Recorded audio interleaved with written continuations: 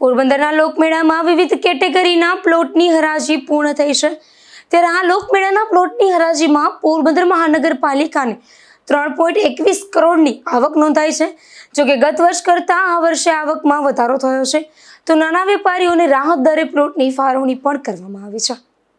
જન્માષ્ટમી લોકમેળા અંતર્ગત જે હરાજી તથા ડ્રો સિસ્ટમથી ચકડોળ, કટલેરી બજાર, પાથરણા અને અન્ય plot, food stall, food zone હરાજીથી આપવામાં આવ્યું છે તે સંપૂર્ણ રીતે એની કામગીરી પૂર્ણ થઈ ગયેલ છે। 3,21,00,000 GST સહિત નગરપાલિકાને આ પ્લોટમાં અને રાઇઝના પ્લોટમાં ફૂડ સ્ટોલમાંથી આવક થશે।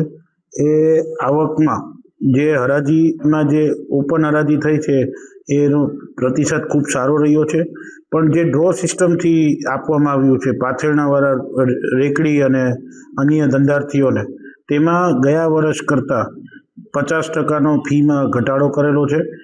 ગયા વર્ષે જ્યારે 100 રૂપિયા લેવામાં આવતા હતા તો આ વર્ષે માત્ર 500 રૂપિયા લેવામાં આવશે।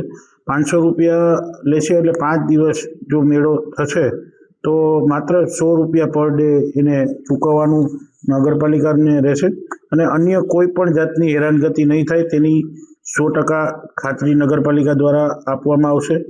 અન્યથા એને માત્ર એટલું ધ્યાન રાખવાનું રહેશે પાથરણા રેકડી કે એને જે સુનિશ્ચિત જગા આપવામાં આવે ત્યાં જ બેસીને તે પોતાનો ધંધો કરે અને એમાં જો કોઈ પણ જાતની હેરાનગતિ નહીં આવે, અન્યથા કોઈને ખોટી હેરાનગતિ કરે તો એ નગરપાલિકાને જાણ કરી શકે અને અમે એની ઉપર યોગ્ય કાર્યવાહી કરશું।